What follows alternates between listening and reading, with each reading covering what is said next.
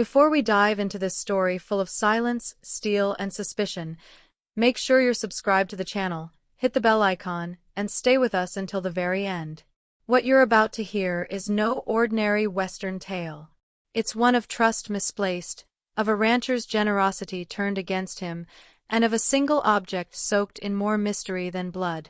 This is the story of a black rancher who offered kindness to a man who couldn't speak, only to discover the sharp truth hidden in plain sight.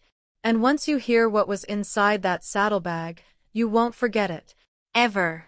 They called him Elijah. Not many folks knew his last name, just Elijah the Cutter. He wasn't a barber, at least not officially. He was a rancher, a man of the land, of cattle and fences and dust-covered boots. But Elijah had one peculiar gift besides ranching. He gave clean, honest haircuts with a blade as steady as his stare. Folks trusted his hands, and in a dusty corner of Arizona, that meant something. He lived alone, not by choice but by consequence. People didn't talk about it much, but they knew something had once gone wrong. Elijah's ranch sat quiet as a grave most days. He hadn't had a visitor in 2 months, maybe 3. The wind came and went more often than people. Then, one August morning, just as the heat began to boil the sand, he heard hooves. Slow, deliberate. One horse. A man rode in, tall, pale-skinned, with long black hair tucked beneath a dusty hat. He carried no luggage, no supplies, just a leather saddlebag strapped tight behind him. He dismounted without a word. Elijah watched him with one hand resting casually near the axe beside his woodpile. "You need something?" Elijah asked, wiping sweat from his brow. The man nodded. Didn't speak. Just reached into his coat and pulled out a comb, handmade, carved from what looked like bone. Then he pointed at Elijah's chair near the barn wall, the one where he trimmed folks who passed through every now and then. Elijah squinted. "You want me to cut your hair?" The man nodded again. Still no words. Just that eerie, hollow stare that said more than any mouth could have. Elijah motioned to the chair. "All right. Sit." As Elijah trimmed the stranger's hair, silence fell between them like fog. The only sound was the snip of his shears and the wind scratching at the roof. Elijah wasn't one to fear silence, but this man's quiet was different. Heavy, like he was swallowing screams. His skin was weathered, his eyes locked straight ahead like a soldier waiting for judgment. When Elijah was done, the man nodded again, then handed him a small silver coin. It was old, foreign-looking. Elijah didn't recognize the engraving. "Where you from?" Elijah asked, but the man said nothing. He just pointed to his own throat and shook his head. Mute. That explained a lot, but not everything. "Well," Elijah muttered, "that don't mean you don't got stories." He eyed the saddlebag still draped over the horse's rear flank. The leather was cracked and worn, stained along the seams. It hadn't been opened once during the visit. That sat wrong with Elijah. A traveler in the West always checked his supplies, his maps, his tools. This man didn't. He kept that bag shut tight like it carried something sacred, or cursed. The man didn't leave. He stayed the night in the barn without being asked. Elijah didn't argue. He had a spare cot and extra beans. But he didn't sleep much. He heard the horse snort, heard boots scuff against the floorboards, heard whispering. No. Couldn't be. The man was mute. But Elijah swore something was talking in the dark, soft, low, barely above a breath. The kind of whisper that makes your spine itch and your heart lean in. He almost got up to check, but something told him not to. Morning came fast. The stranger was already awake, brushing the horse and adjusting the saddle. Elijah walked up slowly. "You heading out?" The man nodded, mounted up, and gave a small wave of thanks. But as he turned the horse, the saddlebag twisted sideways and slipped open for a moment. Something glinted. Something metal, curved, clean, and wet. Elijah's heart skipped. He stepped forward, but the man was already trotting away, back toward the hills. He didn't look back once. Elijah waited until the dust settled. Then he walked out to the barn, still staring at the trail. He tried to shake the image. Maybe it was a shaving razor, nothing more. Maybe he'd cleaned it with water that morning. Maybe it was just an old blade with rust, not blood. But that night, he couldn't rest. Couldn't focus. Something inside him turned restless, like a fly trapped under skin. He knew blades. He knew stains. And what he saw in that saddlebag wasn't rust. It was red, deep and wet and recent. 3 days passed. Elijah thought it'd fade. But then Sheriff Wallace rode in. He looked tired. Angry. You seen a stranger come through? Pale, black hair, real quiet. Elijah nodded. Cut his hair. 3 days ago. The sheriff's face tightened. He's wanted. Took a preacher's tongue in Winslow. Left the man's wife locked in a cellar. All they found was blood. And a silver coin. Elijah didn't speak.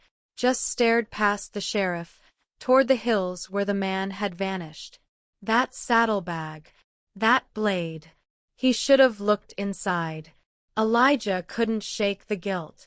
It clung to him like dust on sweat. He kept replaying the visit over and over, every silent nod, every subtle glance, every moment that didn't sit right.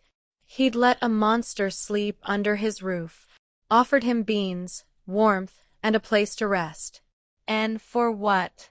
A coin and a curse. The sheriff asked more questions, but Elijah didn't have many answers. He didn't say a word, Elijah repeated. Not one. Wallace cursed under his breath. He don't need words. Just that razor. You ever see it? Elijah hesitated. No, but I think I did. The sheriff rode off fast, disappearing into the canyon trails. Elijah stood in the dust for a long time, staring at the saddle marks still fresh on the ground. That night, he didn't bother locking up. He just sat by the fire with a rifle across his knees. His dog growled at the barn, then whimpered and backed into the corner. That barn didn't feel safe anymore. Nothing did. Every creak of the wood felt like footsteps. Every flicker of the flame cast shadows that looked too tall, too real, too quiet to be his own. On the 4th day, a boy came riding in from the neighboring ranch. Said he found something by the creek. Something strange.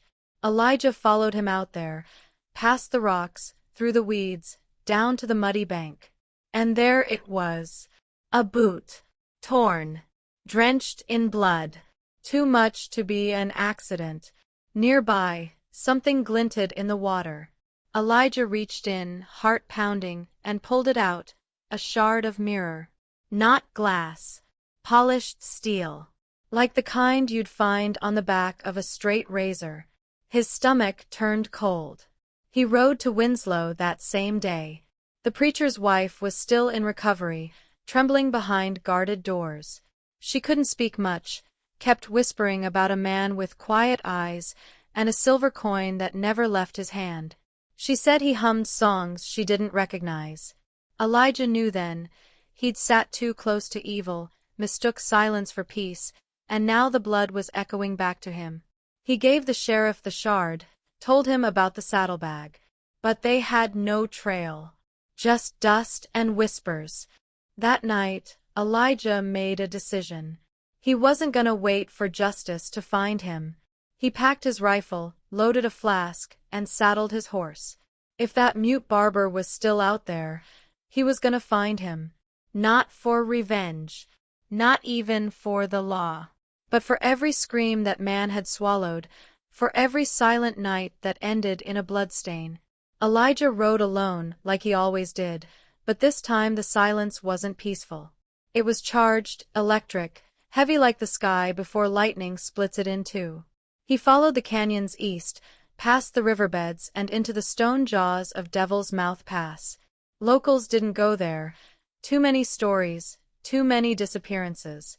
But Elijah wasn't local anymore. He was something else now. A man on a path that couldn't be turned around. He found remnants, a broken comb stuck in bark, hoof prints headed uphill, and once, a scrap of cloth tied to a cactus, black as midnight and stiff with dried blood. The trail was fresh, but the wind whispered warnings in every gust. On the sixth night, he made camp by a dead pine. The fire flickered low, and coyotes howled from the distance. Then he heard it, rustling. Not animal. Too careful. Too deliberate. Elijah stood slowly, rifle in hand.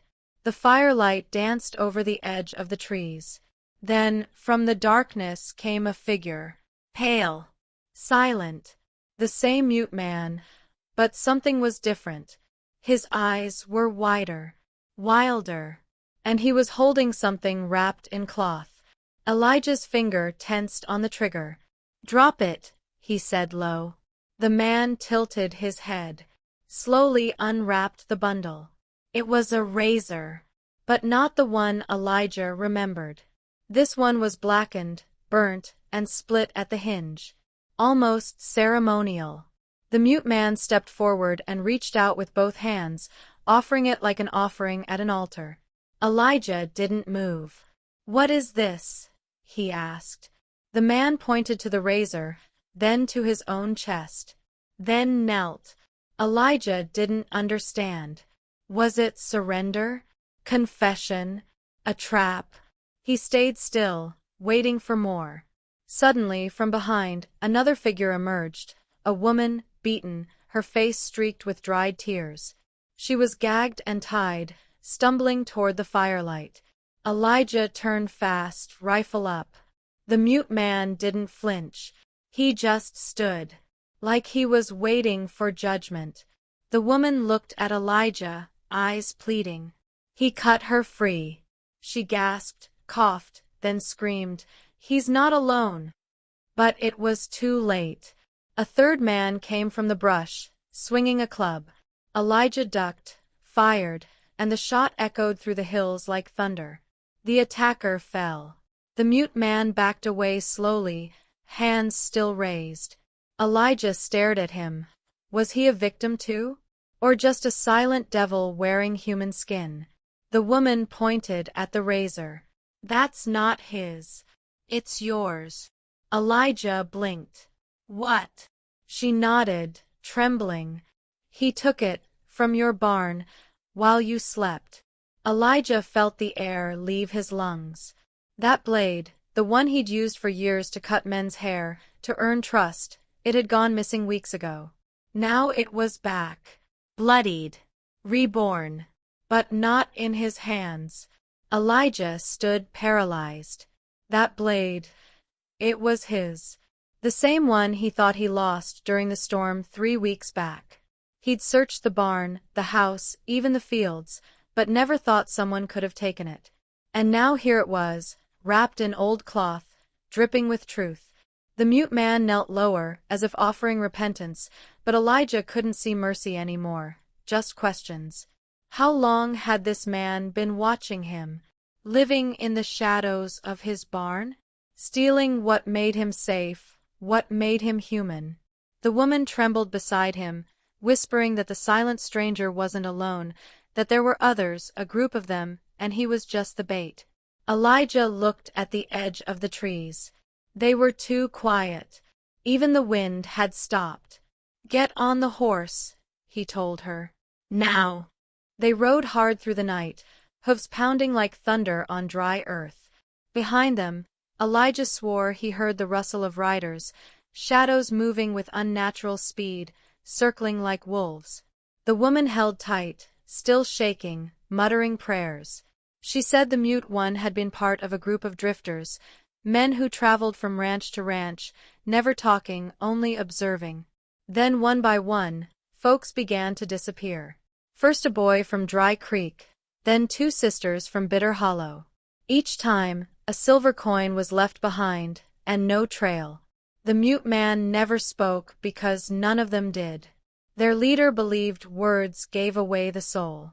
So they cut theirs out, or had it cut for them. Elijah reached the ridge by dawn, his horse nearly collapsing from exhaustion. They found cover behind a wall of stone, where the sun couldn't reach. The woman, whose name was Anna, finally found her breath. She explained everything, how she was taken, how they forced her to watch, how the Mute One had protected her in small ways, giving her more water, loosening her ropes, but never freeing her. She said he wasn't innocent, just not as cruel as the rest. Elijah listened in silence, the horror settling like ash in his bones. He realized this wasn't about one man. It was about something darker, a cult of silence, a religion of blood and steel. They rested for a few hours, but Elijah knew they couldn't stay long. The silence outside was too thick, like it was watching. When they rode again, Anna pointed out familiar markers, places she'd been taken blindfolded.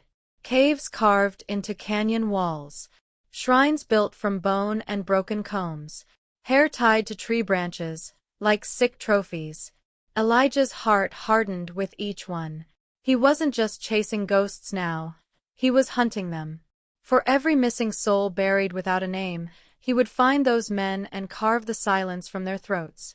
It was no longer survival. It was war.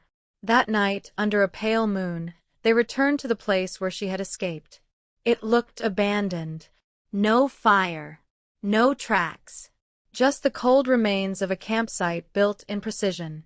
Elijah stepped carefully, rifle raised. He found the circle, stones arranged around a flattened patch of earth. In the center was a mirror. Not glass. Polished steel, like before. And next to it, a bundle. Inside was his old straight razor, the handle carved now with symbols he didn't recognize. Beneath it lay a single braid of hair, black and tied with red string. Anna gasped. "That's mine." Before Elijah could react, voices echoed through the canyon. Not spoken, chanted. Low. Guttural. A rhythm older than language. Anna screamed, clutching her head. The sound made her bleed from the ears. Elijah turned, ready to shoot, but there was no one. Just wind moving like breath. Suddenly, figures appeared between the rocks, hooded, cloaked, their faces hidden.